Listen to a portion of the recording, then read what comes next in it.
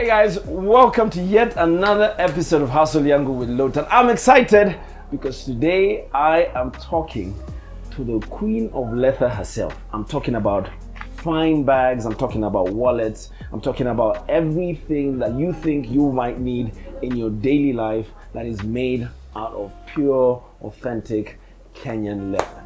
Ladies and gentlemen, allow me to welcome right here on Hustle Yangu the queen of leather herself. Let's put our hands together as we welcome Chebet from Waza Wazi. Karibu sana, how are you doing? I'm good. Why are you like laughing or you're giggling? You introduce as a lady with superpowers.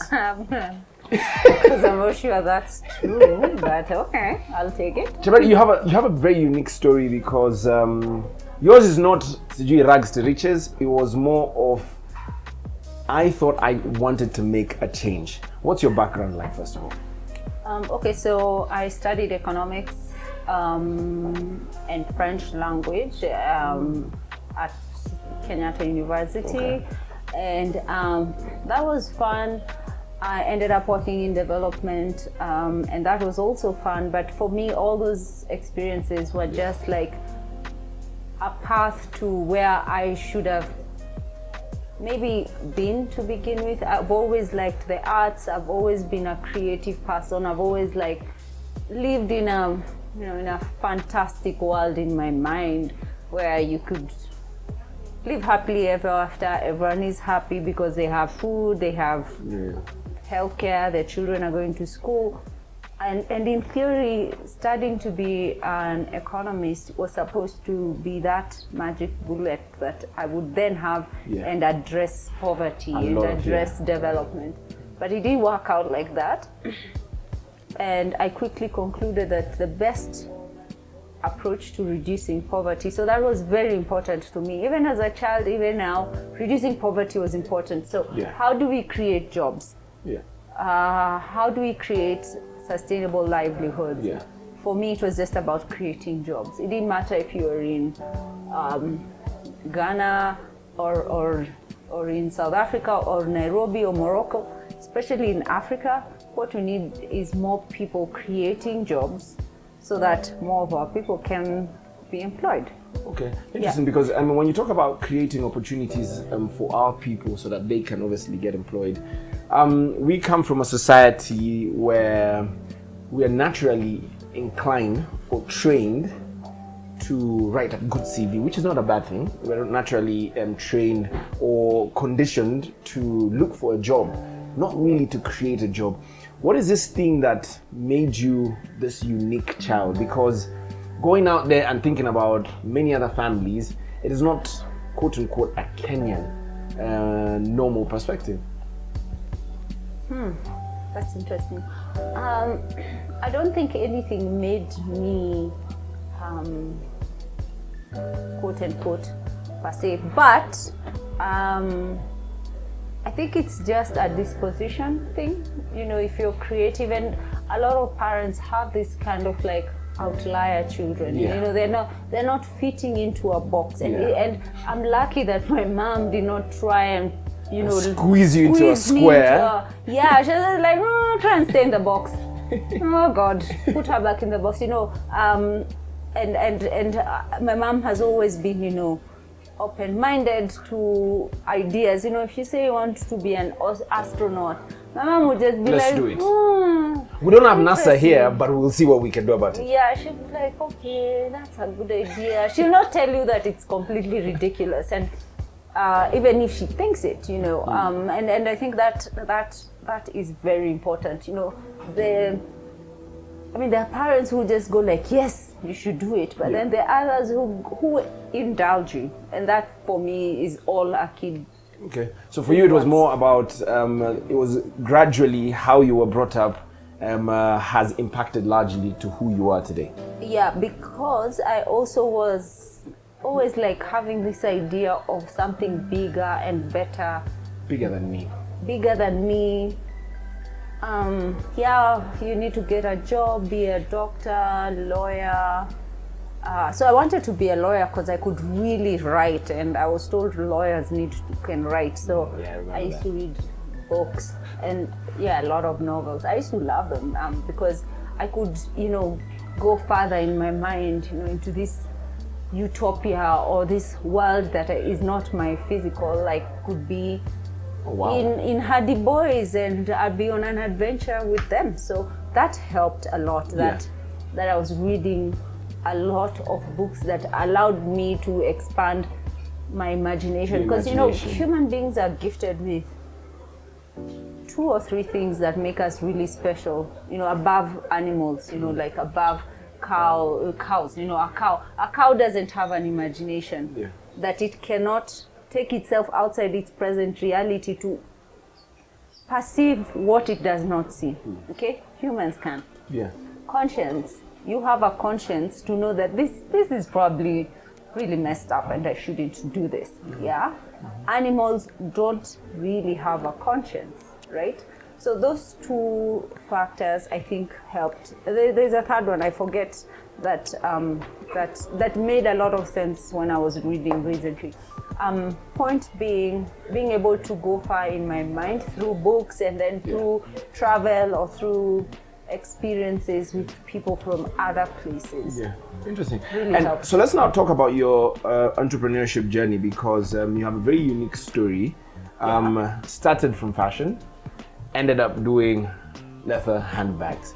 So talk to us about that transition. How did it start, and how did you get to where you are right now? It's actually pretty straightforward, because when I started the brand, I wanted to blend cultures. So I wanted to work with saris and Ankara and fabrics that I was going to find from different places. Authentic fabrics. Can we say that? Culturally relevant fabric, depending on where it was from. Say that this is a sari, and we know saris are for Indians, but how can we blend a sari with an Ankara fabric? So I started to make all these clothes, and this is while you're still working somewhere else? No. Okay. I left and started the business. So you just... I woke up one day, I was like, okay, I'm gone. Jumped off the cliff? I'm very good at putting an end to something. When the end comes, there is no dilly-dallying hanging on the fence. Nope, I'm gone. So I was gone, just like that. Wait, so let's go back to it. So you're working, you're in an office setup. Did you love your job? No. You didn't love your job? It was ridiculous. We were just writing about change. I was like, when is it happening? All right, so hypothetically, let's use a Monday morning. Monday morning you wake up, or Friday evening, Let's use Friday because you have a weekend. Let's start with Monday. Let's start with Monday. So Monday morning you're like, I don't like this job. No, I need some tea. You need some tea. Yeah, I'll go to the kitchen. So you go to the kitchen. So you're hanging out in the kitchen, in the office kitchen. Yeah. And then you figure out like, I don't like this job. No, by the time I sat down, it would be like 12. Like you've zururat the whole day. Yeah, I've just been... trying not to do your job. Not motivated enough to do anything. I think it's also because I like to do things. I like to do things. I like to start something and see. Yeah. I'm not handsy. I am outcome driven. If I start this, I want to see the outcome. Did you hear that? Outcome driven. Yeah, I want to see that at the end of it, there's some result. Okay. Let's not keep talking and planning. I hate meetings, because if you're just... you're going for meetings, I'm just like... And the point is, especially when there's no food, like, I'm really bored. By the way, in meetings, you'll find I'll be the one eating throughout. The buffet is my hangout, because even if it's not boring, at least let's keep it fast. I like what Elon Musk says, like, chap chap. 15 minutes meetings. 15 minutes, you're max. Gone. We're done. Do something. Like, interesting. But how are we having meetings for like 3 hours? Do you know you stop thinking after 40 minutes? You need a break. Scientifically? Yes, your brain is not designed to engage. Is that why students are in class for 40 minutes? Yes. Why? I just thought it was... But think about it. Yeah, fair. After 40 so if you do like minutes, double you maths, the second 40 hakuna tunaelewa. Double maths was... But you see, math is fun. Math is You didn't like it? Oh, sorry. Let me tell you, math and money. Like when you told me about economy, I was like, are you economist? I was like, yes. Yeah. I mean, you're not tired of 1 to 100. You have to add more numbers. Yeah. But you see, math is rules. Fair. You just need to follow the rules. Math is actually really simple. Like, Let's backtrack a little bit because hapo tutaongea subjects. So you wake up on that Monday. Did you resign? I didn't apply to renew a contract. So you just up and left. Okay. Yeah. Now you're at home. Did you have a family by then? Yeah, I had my kids. Okay, so you had your kids then. Now you're looking at them because a lot of people that I probably employed, one of the reasons they don't jump off that cliff is because of their family. What were your considerations in terms of looking at your kids and you're like, I don't have a job? What were you thinking? What was going on? It never occurred to me that I didn't have a job. That's funny. Maybe this is why I kept on going. It never hit me that I didn't have a job. So the day after you left your office... But I knew what I was going to do. I was going to start a company. But did you have customers at that particular point? No, I didn't have customers for 3 months. For 3 months? Yeah. So... Even I started telling them, she just come for free. They still didn't come. Damn. Why are you angry at them? I'm not angry. I'm just like, eh. Walinipitisha. Yeah, but then when they came, they didn't stop coming. They didn't stop coming. Okay. So you started with a fashion line and... making clothes, yes. Making clothes.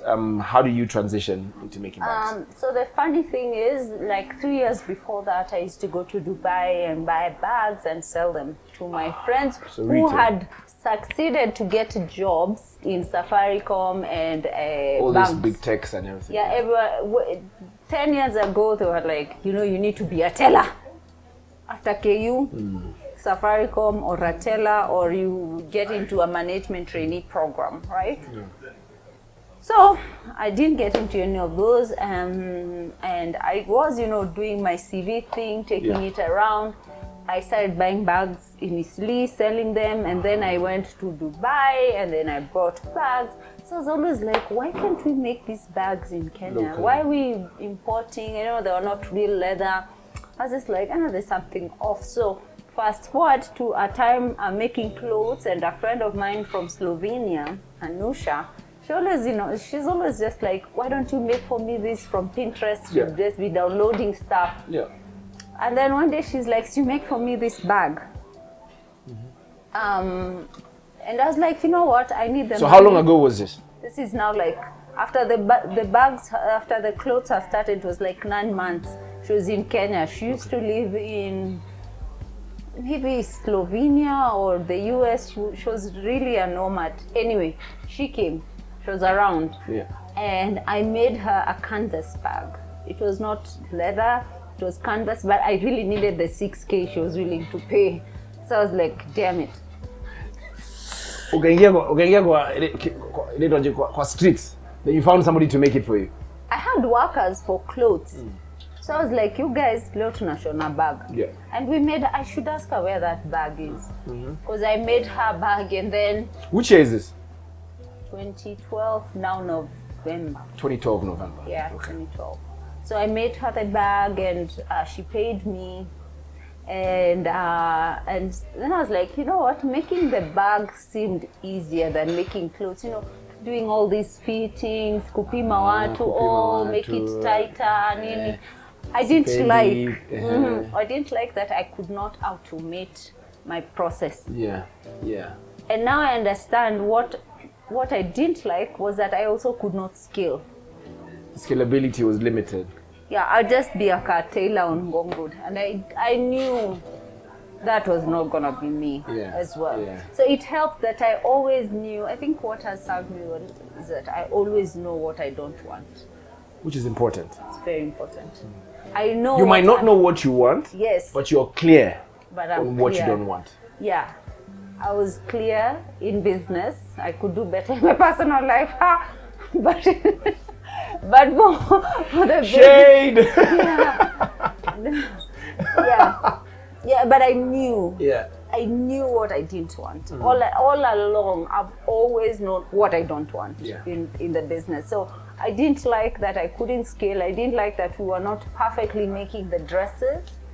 And then the bags were just being sold using, I just take some pictures and someone is like, give me that one. I'm like, no fitting. So in 2 years, I dropped the dresses completely. So this is by 2014 now? Yeah. 2014, now dresses. I have a lot of customers for the clothes. Yeah, but they don't want me to lead, so I'm just like forwarding their numbers. At that point also, not a lot of people were doing the whole made in Kenya thing. People were not really there. It was kind of like you make Ankara because you have an event, not like now I can make an Ankara shirt and go to work and no one is going to bat an eye. If I go to an interview now for a job wearing an Ankara outfit, no one is going to think twice. No one is going to think. Okay. Yeah, so it was also a different time. Now I think it's good because first people have we've come to a place where all that is mainstream. Interesting. All right, so now after 2 years did away with the outfits, rather the clothes, but you went straight gang ho into bags. So now your initial bag was canvas. When did you transition into leather? Soon, immediately. So almost immediately? Yeah, because I've also, the other thing I've always liked was things that were kind of considered luxurious, like... A little bit high end. Leather, cotton, silk. And I knew that would be the place I would play in. If I was to make jewelry, for example, I would work with pearls and gold and like real. I love nature and its gifts. So I will always be in that space. You'll never find me making something from synthetic leather, for example. Never. I can't even stand it. Okay, can't touch it. So I'll take you back just a little bit. What was the name of your initial store? What was always Wazi. So Wazi, where did the name come from? It means open-minded. Remember I said I wanted to make clothes with saris and Ankara and blend cultures. For me, telling the African story was important. African story, blending culture, because I've always been open-minded. I understand race issues, for example. I understand the complexities, but I don't understand how that can be even a thing. Because I'm just like, love everyone. 100%. Like, why are we talking about color? Like, it blows my mind. All right, so Waza is there now, and open-minded. Open-mindedness. Waza. I said Waza. Yes. Open. Swahili. Waza. Yeah, it's a made-up word. Totally made-up word. I told you she's a teacher. So, you've now been able to move from your local customer base, and now I think you're doing quite well. I've been privileged to obviously go through the store and see a few of your pieces, and they're quite affordable, if I can use that. But you've been able to now export the African culture to multiple nations as we speak. So talk to me about how, first of all, you were able to catch the local market, and what steps did you put in place so that you can be able to now sell your bags abroad? That's actually really easy. One was a focus on quality. At that point, at the point when I was starting, not a lot of people cared about quality. So people would be traveling to the US and then they're like, akinilete handbag, or buy me some clothes from the US, one of those department stores. There was not a lot of high quality solutions, but the need for high quality was higher than the supply. So when we entered and offered people high quality, authentic, beautiful pieces, they just took it. It was like throwing back fish in water. They just loved it, because first they could tell that this is made in Kenya. For them it's personal, because they could design their lives as Africans, as modern day Africans, that this is made in my continent. I'm going to New York for work, and look, this is what Africa is. As a professional, I'm I'm an IT person, for example, and I'm from Africa. Yeah. So there's this huge movement in Africa, now bigger than ever, where Africans became so proud of their Africanness. So the same Africans would be in New York, they would be walking around and somebody would be like, my God, where did you get that? And that's how it began. It was purely word of mouth. I'll put you on the spot for this one because I know a lot of good Kenyans are carrying your bag. So tell me the one person you've sold your bag to or you've seen with your bag and you went like, oh my God. Ooh, well, our current president.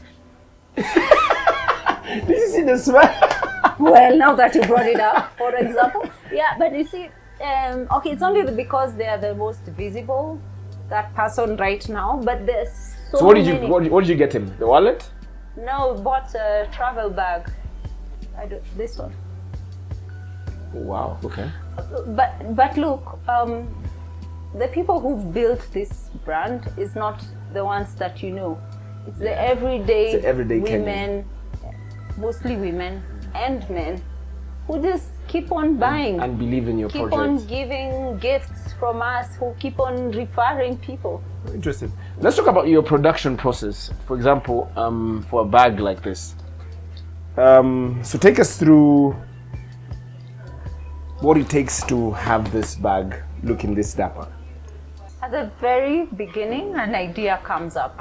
We need a bag for men that's kind of like a cool messenger bag. Make some drawings. You met Wilkista. Yes. And that's what she does. She's a product designer. Okay. Then we'll discuss it. For a very long time, I was doing the designs by myself, but I don't do that anymore.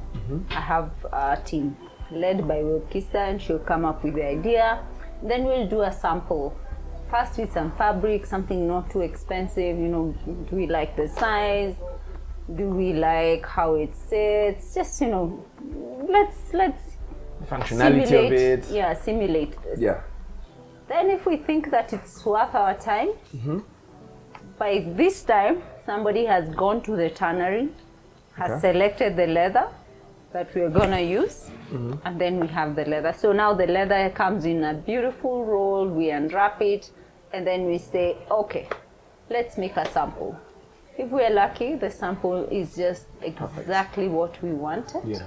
And therefore, we can now make final patterns, from some hardboard paper that, creates a permanent record of its of the size of its of size, the design. it's the dimensions. Actually, what you're capturing now is the dimensions, right? Okay. So that if we have to make 1,000, it's easy. It's easy. So then this is now where Robert's, the cutter, the Robert's part is now really critical, because he makes the patterns once the design is approved, and he also cuts the leather. So there are two ways to cut. He can cut this leather, or he can use a hydraulic press, which is basically the patterns turned into shapes. Steel knives that are cut using a hydraulic press, which comes down at great force, and it will cut. So it can make multiple shapes, or is it individual? It will cut one pattern at a time. So if you've made the flap, it will cut out the flaps. The best thing about that is, Robert can only cut maybe, if we're lucky, 3 or 5 of this in a day. The hydraulic press can cut 1,000 in a day, because it's manual. You put the block, a giant knife, for example, under the press, and it will cut the pattern. So you have to keep on moving. It's like, think of a cookie cutter, like like if you put dough, and then when you were small, you used to use like cups, and you could cut shapes. Yeah. It does the same thing. Only that it's a knife, a very sharp knife that can cut out your hand. Just saying. So it cuts this, Then this is assigned to someone like Jackton, for example, and his assistant to stitch. Okay. Yeah. I've noticed your stitching is near to perfect, or perfect. Thank you. Yeah, I mean, we pride in caring about the quality of our stitches, them being straight. this is really, really important to us. Yeah, so we pay attention to the details. High quality leather, high quality thread, high quality zips, high quality fittings. We don't cut corners. High quality suede lining. You know, so that is a sign. And when we work in clusters, you know, one person is doing this part, somebody is doing that part, and it all comes together, and then you have a bag. Interesting. Now, just before we wrap it, how do you guys do quality control? By the way, this is our logo, and the logo is put on when the leather is flat. After you've cut out from the leather, that's when it goes into at the initial stages. Yeah. Okay. Leather is, you know, once it needs a flat surface. You've seen our embossing machine. Yeah, so the embossing machine uses heat to create that imprint. Yeah, and the print itself is built by somebody else. We outsource that, and they make those steel plates or blocks. It depends on the supplier. Okay, interesting. Yeah. Quality control. Quality control. I've seen you have a lot of quality control. Honestly, you know, it's like learning. It never stops. Quality control never stops, and it's a continuous process. It doesn't happen at the end. It happens at the beginning and at every stage. You know, is this the right leather? Approve. Is this the right pattern? Approve. Is this the right teacher for this product? And are they doing the right thing over and over and over again? You know, continuously checking that we are all on the same page.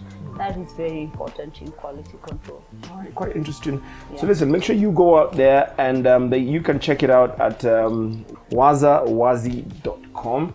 Make sure you order yourself a bag. It is, you can choose multiple designs, especially for us gentlemen, your wallets. Oh my God. And they're always full. If you buy a wallet from me. So if you want a full wallet, that's what you need to do. All right, so you've obviously you just celebrated 10 years of this beautiful company. Let me put you on the spot a little bit. What are some of the challenges that you think, probably top 3 challenges you've faced, and you think this 3, thank God I went through them, because one, they've made me a better person, but I wouldn't pray for anybody else to go through what I went through. I think they should go through it. Okay. It makes you better. It makes you better. Talk to me about your challenges. I think learning to be a better money manager. You know, I don't know about you, but I was never taught about money.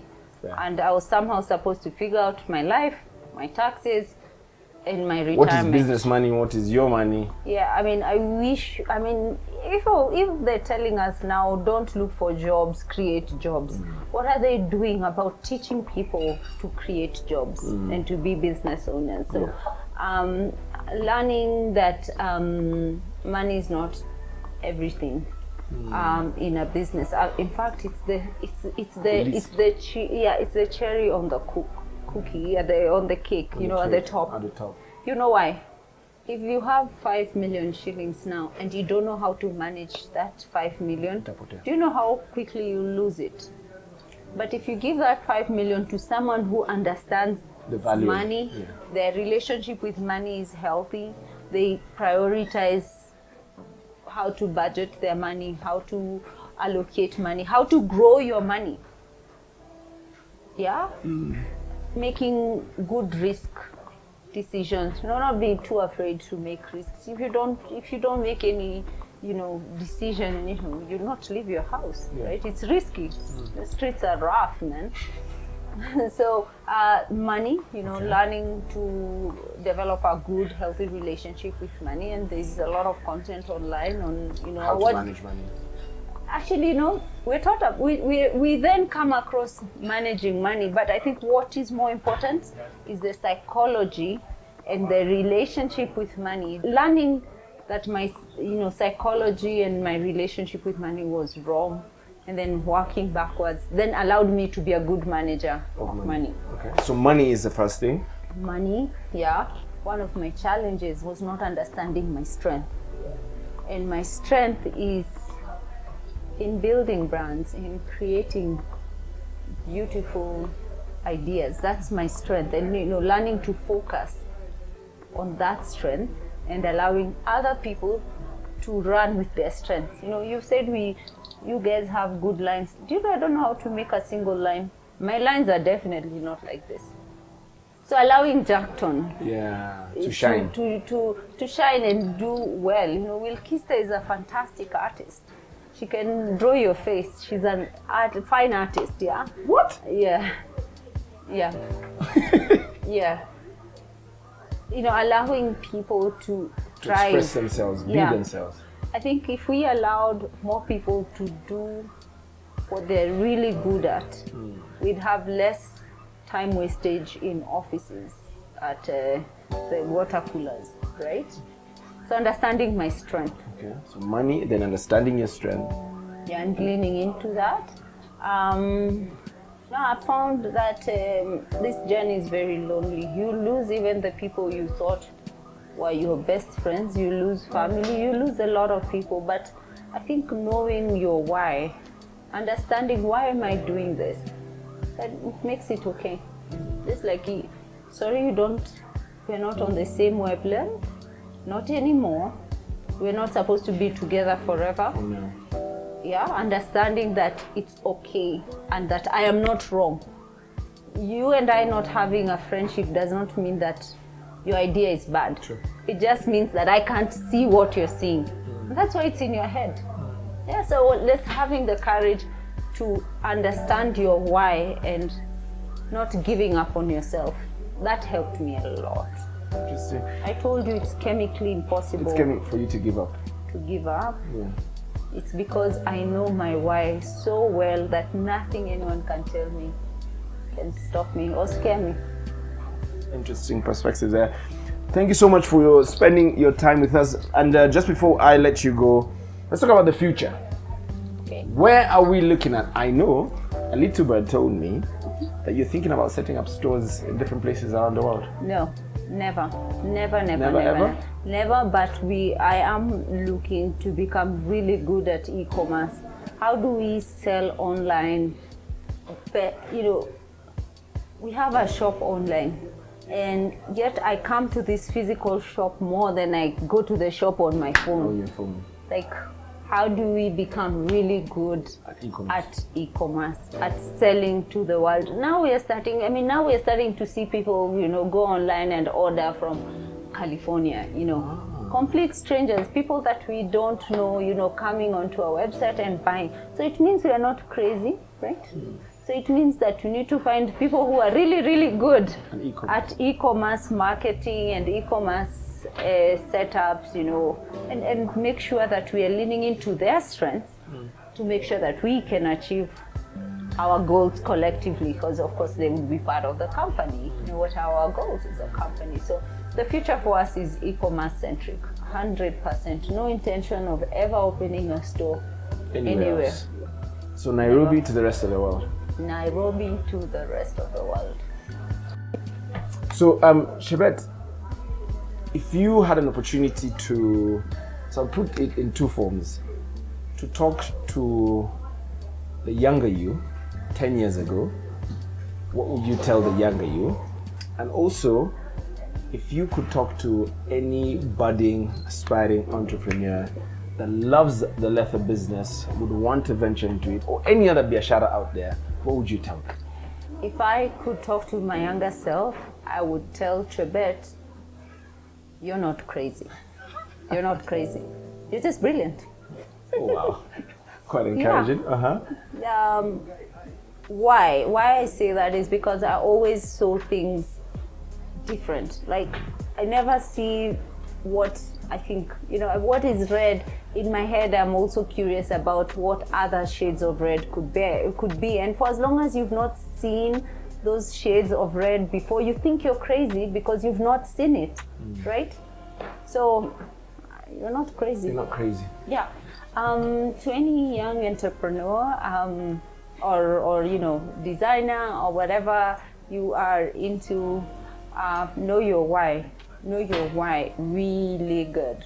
stick to it. It becomes so easy when you stick to your why. Are you a photographer because your father was a photographer, or are you a photographer because you really, really love capturing images and stories and lives? What's your why? Know your why, and it's the game changer. Absolutely. Thank you so much, obviously, Chebet, for joining us. And if you haven't gotten yourself one of these amazing bags, make sure you go out there, Wazi on wazawazi.com. The link is going to be here somewhere. We can't wait, obviously, to get your questions and your feedback through, so make sure you use the comment section below as well. Hustle Yangu continues. If you're out there and you think you know somebody that needs to be featured on this particular platform, why not? Tell us who they are, send us their details. Heck, send me a DM on social media so that we can get to them ASAP and tell their original, authentic African and Kenyan stories. So, until we meet next time, have an amazing weekend and see you guys on the next episode.